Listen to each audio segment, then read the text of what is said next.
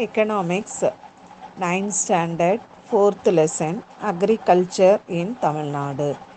In this lesson, we are going to see about the agricultural activity, importance of water and irrigation, various crops and productivity in Tamil Nadu. These are we are going to see about this in the lesson.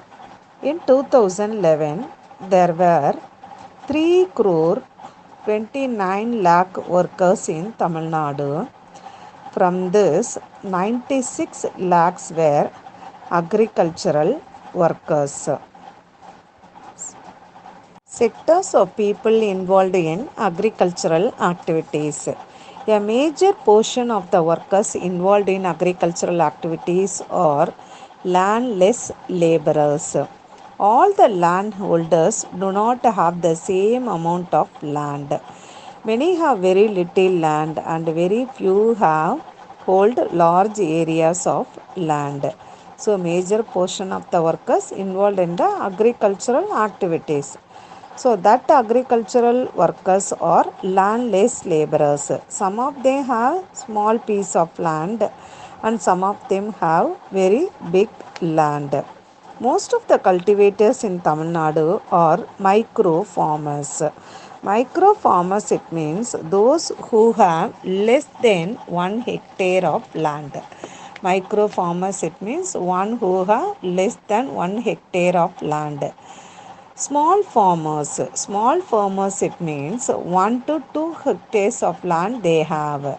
The small farmers, those who have 1 to 2 hectares of land, who are called as small farmers. Then the total land area under agriculture is shrinking fast, not only in Tamil Nadu but also throughout India. The number of marginal farmers, it means medium scale farmers, the number of marginal farmers or medium scale farmers has increased in India. In contrast, the number of marginal farmers is decreasing in Tamil Nadu. This shows that the farmers are doing other occupations. So the total land area of agriculture is shrinking fast, not only in Tamil Nadu, throughout the India. Why? Because the agricultural lands are converted into the like industries or factories or constructing the buildings. Then the marginal farmers are increased in India, that is medium scale farmers or marginal farmers are increased in India, but these marginal farmers decrease in Tamil Nadu. So from this what we will know about it, that is the farmers are doing or involving in other activities or other occupations. Types of land usage. The total geographical area of Tamil Nadu is 1 crore 30 lakhs and 33,000 hectares. In Tamil Nadu, the geographical area is 1 crore 30 lakhs 33,000 hectares of land we have in Tamil Nadu. Out of this, only 1/3 of land is used for agricultural purpose. It means 33% of the land is used for the agricultural purposes. Then 17% of the land is used for non-agricultural purposes. Then nearly the same size, that is 17% of the land is covered by forest. 4% of the land is unusable. 1/10 of the land is barren. 13% of the land is fallow land. Fallow lands, it means like unplanted for a some time for making the land to get fertility. That is 13% of the lands are fallow lands. Fallow lands, it means unplanted area for making to for a particular time. For a particular time, the farmers will not plant any crops. Why? Because to making the land to get fertility. That is for 13% of the land.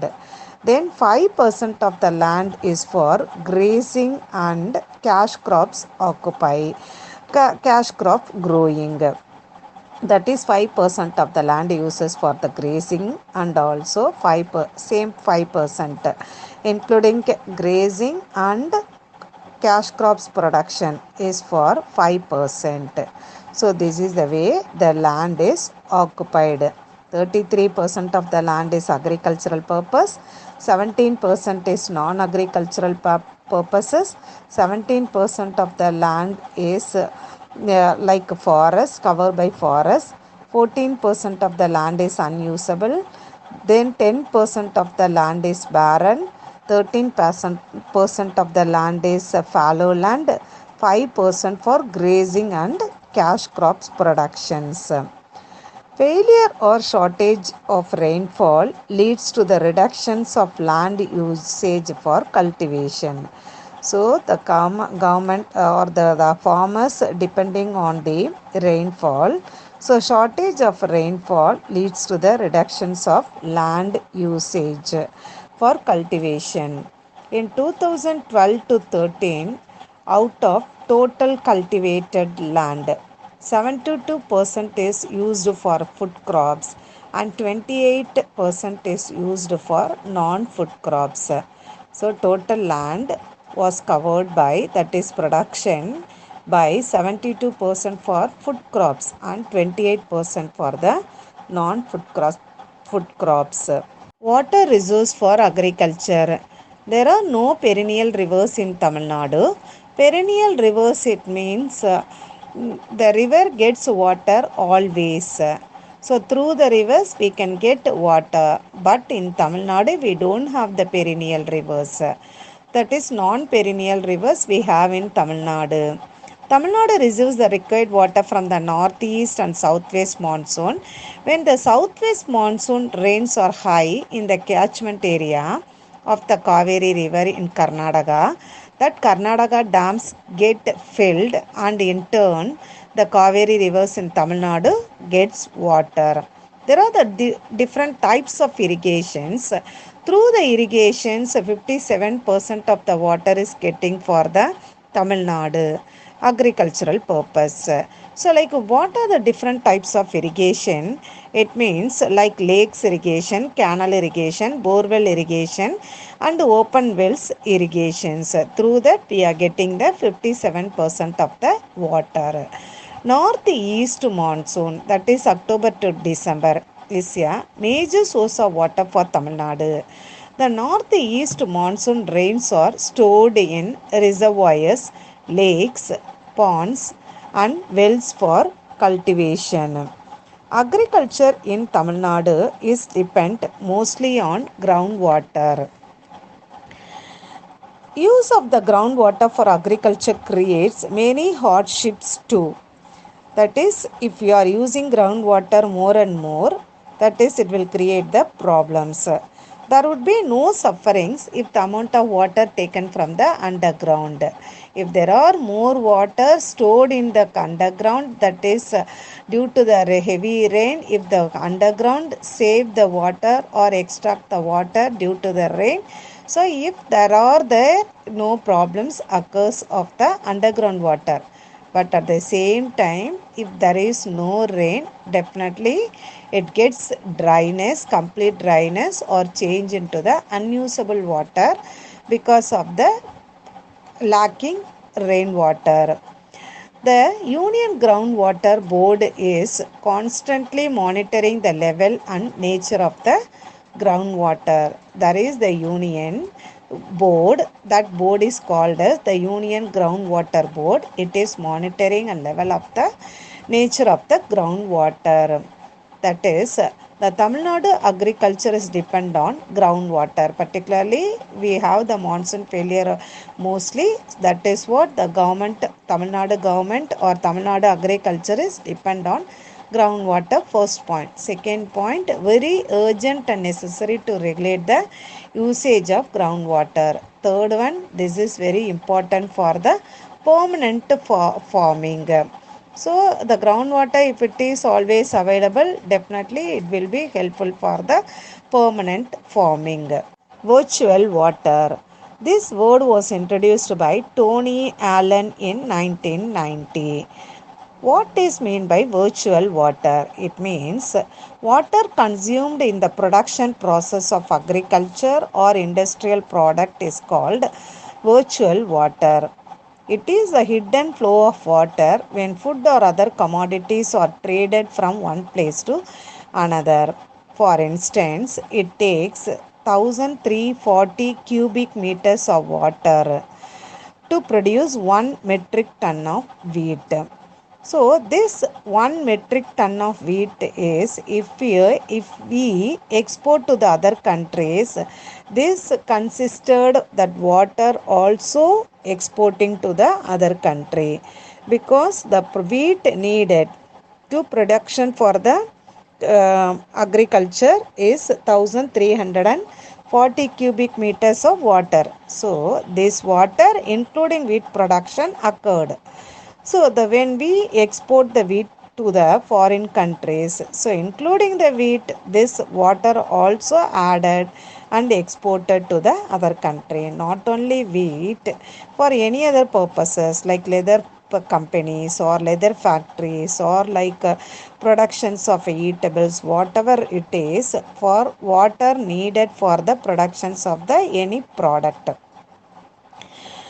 including this the other countries or foreign countries consume. So this is called as virtual water, hidden flow of water, hidden behind the product of the water, that is called virtual water. India is the largest global freshwater user. India has been the fifth largest exporter of virtual water in the world. Irrigation and crops types. Paddy cultivation is carried out a large scale of 30% cultivated land and other food crops in 12% area. So in the Tamil Nadu, 30% of the land is covered by the paddy cultivation and 12% of the land is covered by the other food crops like millets or cultivated millets. Then like among the millets, cholam or sorghum, SORGHUM, SORGHUM, sorghum, it means cholam cultivation is 7%, kambu is 1%, rahi in 1.7%, and other millets occupy 6% in the according to the data of 2014 to 2015. So this like 30% is paddy cultivation, 12% is other food crops, and millets are cultivated in a very low percentage of area. Among the millets, cholam 7%, kambu 1.7%, rahi 1.7%, and the other millets occupy 6%. This data is based on the 2014 to 2015. Then the area cultivable land changes every year as a result of many factors such as rainfall, availability of water, weather, and market prices. Due to that is rainfall, availability of water, weather, and market prices. Due to that, the cultivable area changes every year. Micro irrigation.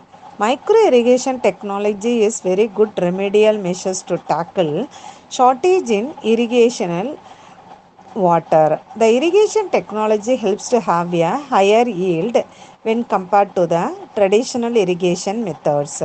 The fertilizer is distributed through water. It increases the usage of fertilizer and the yields. As Tamil Nadu gets insufficient rainfall, the government has taken many measures to implement micro irrigation for proper distribution of water to crops that require more water.